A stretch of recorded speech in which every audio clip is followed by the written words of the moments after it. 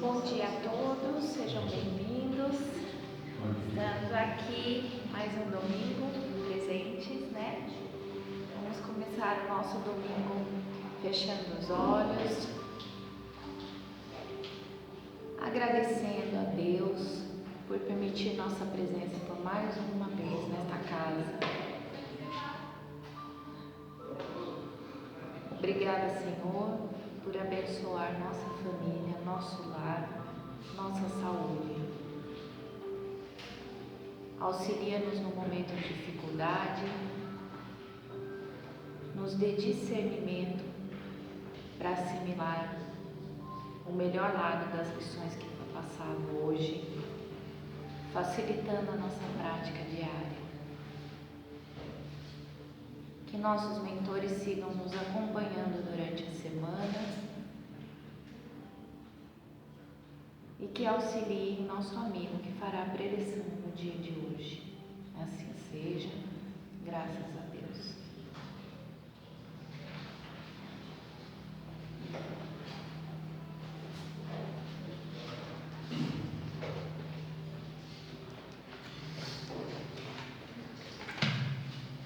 Bom dia a todos. Bom dia. Sejam bem-vindos ao Joana de Ângeles, encarnados e desencarnados. Então, como todo domingo, damos a sequência aqui ao estudo do Livro dos Espíritos. Hoje nós vamos comentar aqui sobre a quarta parte do Livro dos Espíritos, capítulo 1, das penas e gozos terrestres. Então a primeira questão é aqui do tópico perda dos entes queridos, questão 934. A perda dos entes que nos são caros não constitui para nós legítima causa de dor, tanto mais legítima quanto é irreparável e independente à nossa vontade? Resposta: essa causa de dor atinge assim o rico como o pobre. Representa uma prova ou uma expiação, é comum à lei. Tendes, porém, uma consolação em poderes comunicar-vos com os vossos amigos pelos meios que vos estão ao alcance, enquanto não dispondes de outros mais diretos e mais acessíveis aos vossos sentidos. Ou seja, tem gente que toma essa perda do ente querido como uma prova, como uma expiação, mas faz parte da lei. Todo mundo vai embora, né? Todos nós estamos aqui temporariamente. Por quê? Porque nós não pertencemos aqui a esse planeta material, nós pertencemos ao lado espiritual, nós somos espíritos imortais, que estamos em passagem temporária aqui, vivendo essa fase material que a gente tem que viver isso aqui para se depurar, para se melhorar moralmente, para se melhorar como espírito através do peso da matéria, das dores da matéria, e depois a gente partir para o lado melhor, para o lado espiritual, né? Então aqui nós estamos dentro dessa escola aqui, desse hospital, que é tudo, o planeta Terra é tudo, é um hospital para nós e é uma escola, né? E nós não se sintamos desamparados disso, porque nós temos meios de se comunicar com aqueles que foram, né? Não tem as psicografias aí, né? Tem médios que psicografam mensagens de entes queridos que se foi. Agora, mas puxa vida, minha mãe trabalhava aqui na casa, mas nunca me mandou uma mensagem. Não mandou uma mensagem porque talvez eu não deva receber essa mensagem, não tenho porquê de mandar essa mensagem, talvez ela não esteja em condições de mandar a mensagem, e talvez eu não esteja em condições de receber. Que muita gente vai procurar uma mensagem de um ente querido, por que você quer saber do seu pai e sua mãe como é que está lá? Eu quero saber como é que está. Tá, tudo bem, se ele estiver bem, você vai pedir alguma coisa para ele vai ter condição de te atender, vai ter tempo de te atender. Ele já passou o período dele de ser seu pai aqui, ele já está na outra, ele está caminhando para o lado de lá. Ah, mas e se ele estiver ruim? Tudo bem, se ele não estiver bem, o que você vai fazer? Vai comprar um voucher para ele ir para o céu? Vamos falar assim, né? O que você vai fazer? Então, o que a gente tem que fazer?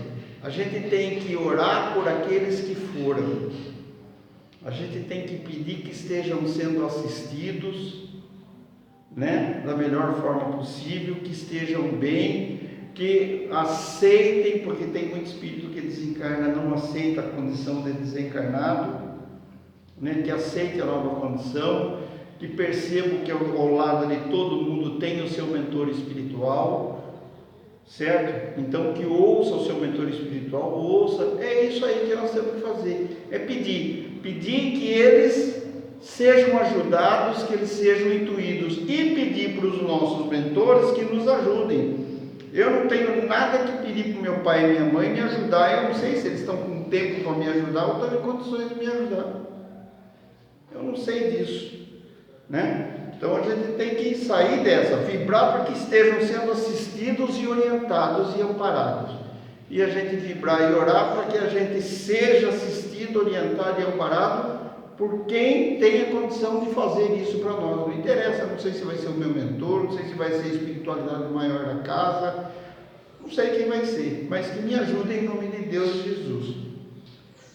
Pergunta 935. O que se deve pensar da opinião dos que consideram profanação as comunicações com o além-túmulo? Resposta: não pode haver nisso profanação quando haja recolhimento e quando a evocação seja praticada respeitosa e convenientemente. A prova de que assim tendes de fato de que os espíritos vos consagram afeição, acodem com prazer o vosso chamado. Sentem-se felizes por você lembrar deles e por se comunicarem com vocês. Haveria profanação se isso fosse feito levianamente. Então tem gente que quer se comunicar com o ente querido que foi para resolver um problema de escritura, para resolver um problema da herança, e vocês acham que não? Vocês acham que não, né? Aí a gente aqui fica naquela tensão, fica perturbando o coitado que já passou por lá de lá, uma série de problemas dele, e a gente fica brigando porque o meu irmão, minha irmã não quer dividir comigo aquele terno velho que você casou lá e não sei o que, aquele vestido de noiva da minha mãe, aquele óculos da minha avó. A gente não fica brigando com essas coisas tontas aí. Rádio não, porque ser rádio era do meu pai, esse rádio tem que ficar comigo, porque eu que mais ouvi o rádio com meu pai, larga a mão disso, com tanto rádio que tem hoje, tem celular, ele fica brigando com um rádio de válvula, né? Então, sabe, nós somos crianças que pedem um brinquedo à toa, sem necessidade, não há necessidade para a gente viver com isso, né? Então, aqui fala que eles ficam gratos do que? Da gente orar por eles, vibrar neles e sentir, pedir que eles caminhem, que recebam a luz, é isso aí. Agora, se eu pedir para minha mãe me ajudar e ela não tiver condição de me ajudar e ela já for um espírito mais esclarecido, o que ela vai fazer? Ela vai interceder por mim lá. Interceder como? Vai pedir que a espiritualidade me ajude, que o meu mentor me ajude, que eu assista. Agora, se eu não fizer a minha parte, se eu esperar só ajuda do lado de lá, eu não vou conseguir nada não. Eu tenho que fazer a minha parte também, o meu 50% também tem que ficar em pé. Não tem anjo que faça 100% para nós, não tem. Nós temos que ter no mínimo 50% da nossa parte. Nós temos que fazer isso daí, tá? Então também não é errado pedir. Se ele puder ajudar, ele vai ajudar. Se ele não puder ajudar, se ele estiver bem esclarecido, ele vai querer ajudar. Agora, a gente vê muito nas reuniões de obsessões, muitos parentes tentando ajudar os que ficaram aqui, e os coitados estão tão em desespero, eles estão tão desequilibrados que vão desequilibrar mais ainda a gente, porque o desequilíbrio deles passa para nós e o nosso passa para eles, entende? Então, gente, muita calma nessa hora, né? E vamos devagarzinho, que sozinho ninguém fica. Quem passou por aqui, cumpriu o seu tempo que tinha que cumprir, deixa seguir, né? cada um no seu tempo. 936. Como é que as dores inconsoláveis do que sobrevivem se refletem nos espíritos que a causam? Aquele, né, que aí, eu não aceito que minha mãe e meu pai foi embora, porque Deus é injusto, porque não sei o quê, né? É uma coisa que a gente conhece toda, né? O espírito é sensível à lembrança e às saudades de que lhe eram caros na terra, mas uma dor incessante e desarroada o toca penosamente. Então o espírito dos meus parentes vão sentir isso daí penosamente. Por quê? Nessa dor excessiva, ele vê falta de fé no futuro e de confiança em Deus. Quer dizer, eu não tenho confiança em Deus, eu acho que Deus me abandonou, tirou meus pais e me abandonou, me largou no vácuo, me largou no vazio. E essa fé no futuro? Deus tudo proverá, desde que eu faça a minha parte, Deus vai nos ajudar, Deus tudo proverá. E daqui a amanhã pode ser que eu encontre com eles lá. Por quê? Porque nós somos imortais. O dia que a gente descer desse circularzão aqui, chamado Terra, nós vamos encontrar com os de lá, desde que estejamos na mesma afinidade, estejamos na mesma vibração. E por conseguinte, um obstáculo ao adiantamento dos que choram e talvez reuniões com esses. Então, se eu acaba sendo um obstáculo, a gente atrapalha o desenvolvimento do outro lado, né? Considerando, certo?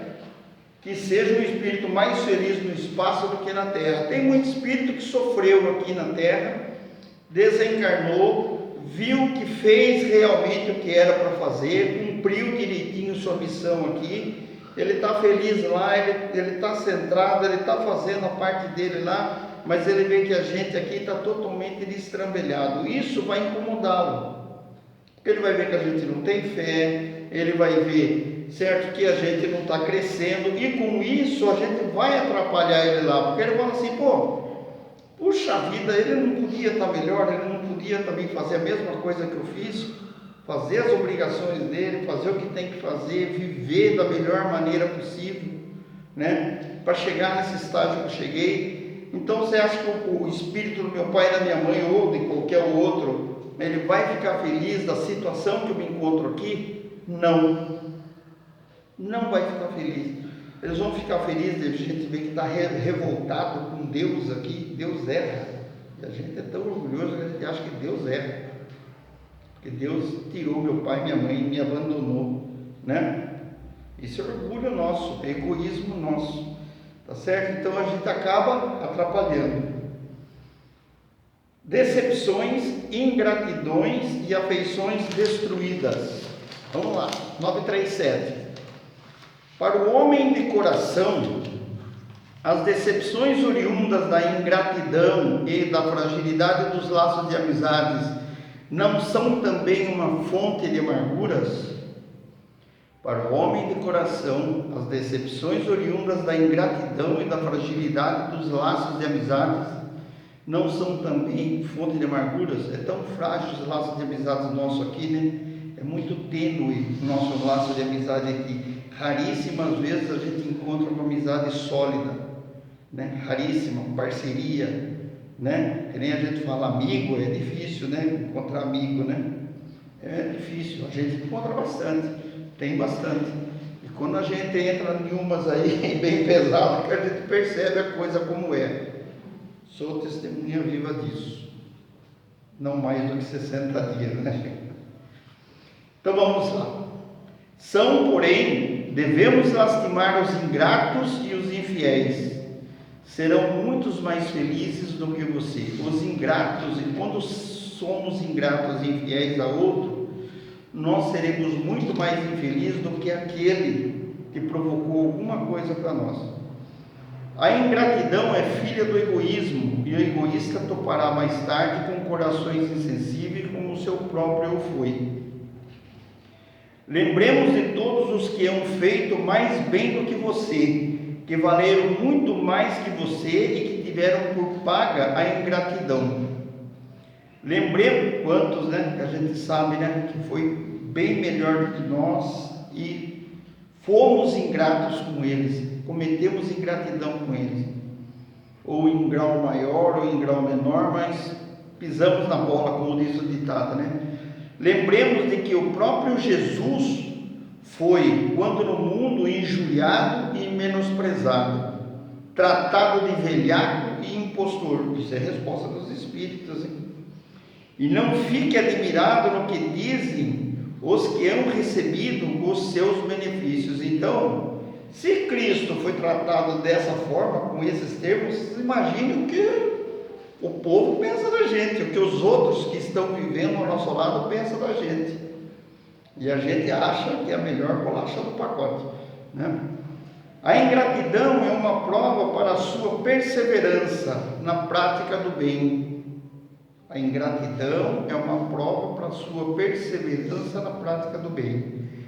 Será levado em conta, e os que forem ingratos a você serão tão mais punidos quanto maior lhes tenha sido a ingratidão. Esse punido é um termo, não é que Deus vai punir, não. Nós recebemos como punição aquilo que recebemos de volta. O que nós fazemos, recebemos de volta, não é punição, é prova, é ensinamento. Ó, tá vendo como é que dói? Dói fazer isso, dói fazer aquilo. Você fez para outro, você provocou para outro, agora está acontecendo com você. Então nós chamamos como punição, mas Deus não pune ninguém. Quem nos pune somos nós mesmos. Nós nos punimos, nós achamos que a gente tem que vir com uma série de deficiências para pagar as barbaridades que nós fizemos ontem, e não é por aí. O que é isso? O nosso complexo de culpa, que a gente vem sempre cheio de culpa, né? Quanto maior lhes tenha sido a ingratidão. Tudo bem? Pergunta 938. As decepções oriundas da ingratidão não serão de molde a endurecer o coração e a fechá-lo à sensibilidade? Quer dizer, uma pessoa que é boa de coração, bondade, sempre prestativa, ajudar o outro, então ela recebe muita decepção com ingratidão, né? Então não pode acontecer da pessoa se fechar. Eu não vou mais ser bonzinho, atencioso com ninguém, eu vou meter o pé no balde aqui, cada um corra atrás do seu, né? Resposta dos Espíritos: fora um erro, quer dizer, não é tão assim. Então, se eu sou desse jeito, se eu viro o jogo, eu não era tão bom desse jeito como parecia ser, né? Fora um erro. Quando o homem de coração, como diz, se sente sempre feliz pelo bem que faz, então aquele que realmente tem na sua essência o bem, ele não se abala com a ingratidão. Ele pode se abalar, mas ele não dá o comportamento por causa da ingratidão, não. Ele vibrar, não. E isso eu assisti esses dias. Uma pessoa que recebeu uma ingratidão muito grande, tá? Tudo bem. E no fim, conversando com ele, ele falou: não, aqui é a vida que segue. Para mim, do meu jeito, do mesmo que eu era, continuo sendo. Com todos, né? Então você vê, né? Não também que seja um espírito de luz, mas a gente vê que pelo menos essa coisa de devolver com a mesma moeda não tem na essência. Não tem, isso aí não tem. Não está demonstrando até agora. Certo? Sabe que se esse bem for esquecido nessa vida, será lembrado em outra, e que o ingrato se envergonhará e terá remorsos da sua ingratidão. Quando que nós vamos perceber que a gente cometeu essa ingratidão, essa falta? Daqui a amanhã, quando a gente estiver numa mesma situação, ou daqui 2, 3 encarnações para frente, a gente sentir o peso de uma ingratidão, entende? Não é a punição, nós vamos passar pelo mesmo crivo, pelo mesmo julgamento, para a gente aprender o que realmente dói ou não. Então aquele que é bom, ele absorve essa ingratidão, vai ficar para baixo? Vai ficar para baixo, vai ficar choroso, fica um pouco depressivo, mas vida que segue. Não vou devolver com a mesma moeda, nem para quem me fez, né? E nem para outro que está ali na frente que não tem nada a ver com a história. É dessa forma que a gente tem que agir. A gente tem que agir isso daí. Então, como quem diz, né? São crianças, né? Jesus não falava, são crianças. Quer dizer, é muita infantilidade, né? 938A. Mas isso não impede que se lhe ulcerem o coração, machuque o coração, né? Ora, daí não poderá nascer-lhe a ideia de que seria mais feliz se fosse menos sensível. Quer dizer, a gente fala assim, pô, eu fiquei com o coração humano, eu vou ser mais feliz se eu for mais duro, né, do que eu sou hoje.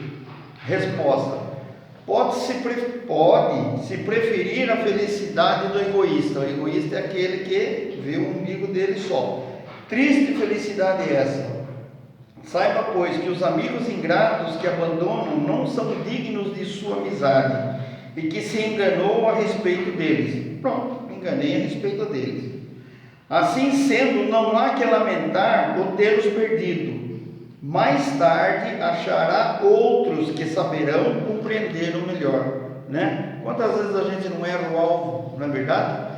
A gente compra um sapato achando que ele vai ser macio e gostoso no pé, anda 15 minutos com ele e forma bolha, né? Então, o que eu vou fazer com o sapato? Deixa ele de lado, vou atrás daquele sapatinho velho que nunca machucou meu pé, não é verdade? É assim. Vamos lá. Vamos lastimar os que usavam contra nós um procedimento que não temos merecimento. A gente vai se lastimar por isso. Pois bem triste se lhes apresentará o reverso da medalha. Não sejamos aflitos, porém com isso será o meio de nos colocarmos acima dele. Esse nos colocarmos acima dele não é pisar no outro e falar, eu sou melhor que você. Não. É a gente falar assim, eu não vou cometer o mesmo erro que você está cometendo. Não vou me igualar a isso. Vou embora para frente. Não preciso fazer isso. Não preciso devolver dessa maneira. Esse é o colocar acima deles. Não é essa coisa de eu sou de luz, você é das trevas. Não. Aí não, aí eu estou sendo mais das trevas do que o cara que eu estou julgando sendo o de trevas, né? Comentário de Kardec: a natureza deu ao homem a necessidade de amar e de ser amado. Um dos maiores gozos que lhes são concedidos na terra é o de encontrar corações com que o seu simpatize. Dá-lhe ela assim as premissas da felicidade, que o aguarda no mundo dos espíritos perfeitos, onde tudo é amor e benignidade. Desse gozo está excluído o egoísta. Então nós temos esse direito. Nós temos o direito de amar, temos o dever de amar e temos o direito de ser amado. Tá? Então a natureza vai proporcionar isso daí. Ou que seja, da gente encontrar gente que pensam como a gente, que estão no padrão da gente. Uniões antipáticas. Uma vez que os espíritos simpáticos são induzidos a unir-se, como é que entre os encarnados, frequentemente, só de um lado a afeição, que o mais sincero amor se vê acolhido com indiferença e até com repulsão. Como é, além disso, as mais vivas afeições de dois seres podem mudar-se em antipatia e mesmo em ódio, né? Então a gente vê lá, pô, eu e a Beth, a gente, pô, você dava tão bem, se amava, não sei o que, mas depois de 5, 6 anos de casamento, saber lá, então, 6 meses, 10 anos, 15 anos, separa, dá um problema, tudo, né? Por que aconteceu isso, né? Não compreendes então que isso constitui uma punição, se bem que passageira? Não é punição, né? Depois, quantos não são os que acreditam amar perdidamente, porque apenas julgam pelas aparências, coisa do momento e maturidade do casal, de um ou de outro. Isso eu estou falando aqui de casal, mas pode ser com um colega de trabalho, com alguém de um clube, saber lá eu, né? Então, às vezes a maturidade, então, eu não enxerguei no outro aquilo que deveria enxergar, e tampouco o outro também não enxergou em mim aquilo que deveria enxergar, né? porque apenas julgam pelas aparências, e que, obrigados a viver com pessoas amadas, não tardam a reconhecer que só experimentaram o encantamento material. Tudo bem, era uma época boa, todo mundo tinha dinheiro, ninguém tinha problema de boleto vencendo, né? Ninguém tinha filho no meio da história. Enquanto não tem filho, o negócio, né? Depois que tem filho, os dois têm que viver com o filho. Acabou, né? Eu conheço um caso de um cara, olha, o cara estudado tudo, ele viveu muito tempo com a mulher, 8, 10 anos sem ter filho. Depois que apareceu uma filha, nossa, a vida do cara virou, tem uma Kombi com as 4 rodas para cima, porque minha mulher não me ama mais, porque ela não tem mais tempo para mim. Joguei para o negócio. Você está pensando que isso é o quê? Bem-vindo ao clube. Bem-vindo ao clube. Você acha que ela, sendo mãe, ela vai dar mais atenção para você, que é um marmanjão, chorão aí, do que para a menina? Que é uma graça a menina ainda.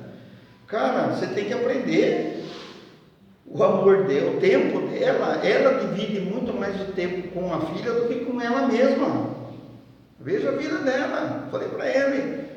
O dia inteiro no consultório, corre para levar a filha na escola, corre para buscar a filha na escola, não sei o quê, e você, né? Ele é da área jurídica, foi você dentro do seu gabinete, meritíssimo, excelentíssimo, exibilíssimo e tal. Você não está nem aí se a sua filha chegou na escola no horário certo, se, né? Meu, é a vida, você tem que aprender a dividir. E vamos dividir. Então, não quer dizer que o seu casamento acabou. Não, acabou. Mudou. A música agora é outra. De primeiro era valsa. Agora não, meu amigo. Agora é dançar quadradinho. Né? Gafieira quadradinha. E não pode perder o ritmo. Senão, um vai para o sul, outro vai para o norte. Né? E é assim.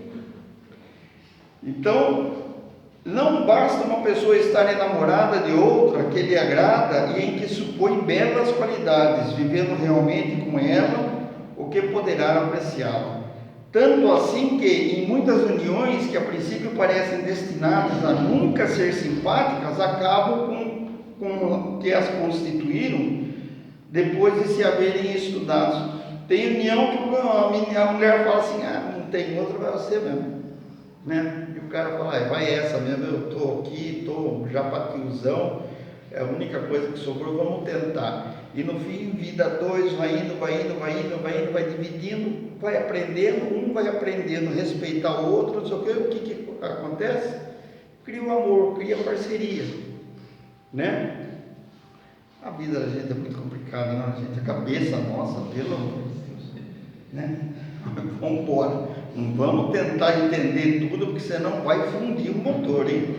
Vai fundir. Então vamos lá. Cumpre, não se esqueça de que é o espírito quem ama e não o corpo, né?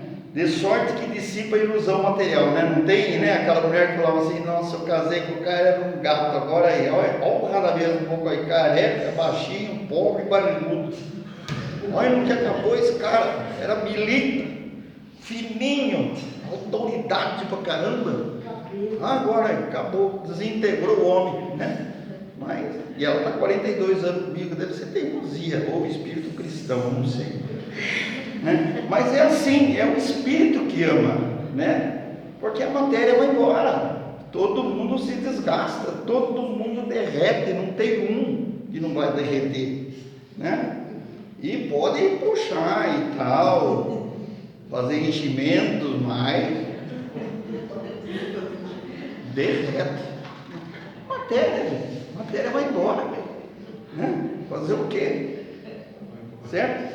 Então vamos lá, é o espírito que ama, né? Cumpre que não se esqueça que é o espírito quem ama e não o corpo, de sorte que se dissipa a ilusão material. O espírito vê a realidade. 2 espécies há de afeição, a do corpo e da alma, certo? Acontecendo com frequência tomar-se uma pela outra. Quando pura e simpática, a afeição da alma é duradoura. Efêmera, ou seja, dura pouquinho, quando a afeição é do corpo, certo? Daí vem que muitas vezes os que julgavam amar-se com eterno amor passavam a